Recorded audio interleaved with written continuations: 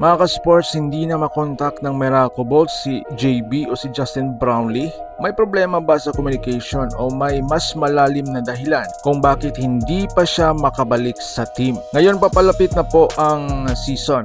Nag-aalala ang mga fans kasi si Brownlee dapat ang maging cornerstone ng Meralco sa EASL at upcoming PBA season. Kung trip mo po ang ganitong content, paiwan ng follow at pa-subscribe na din. Tara, simulan natin. Matatandaan na pagkatapos ng Asian Games at SEA Games suspension, si Brownlee ay naging tahimik sa public spotlight. Noong una, inaasahan siyang makabalik once maklear ang kanyang status. Pero ngayon, ayon sa ilang ulat, mismong Meralco management daw ay hindi makontak si Brownlee. Wala raw update kung nasaan siya o kailan siya babalik para mag-ensayo kasama ng Bolts. Mga ka-sports, dalawa po ang lumabas na posibleng dahilan. Una, baka personal reason. Baka nagpapahinga o may family matters si Brownlee. Pangalawa, baka may issue pa sa eligibility o clearance matapos ang kanyang temporary suspension noon. May ilan din nagsasabing baka may ibang liga o commitment na una niyang tinapos bago bumalik sa PBA. Natural, nag-aalala na ang Meralco fans. Si Brownlee kasi dapat ang magiging leader at main import nila sa EASL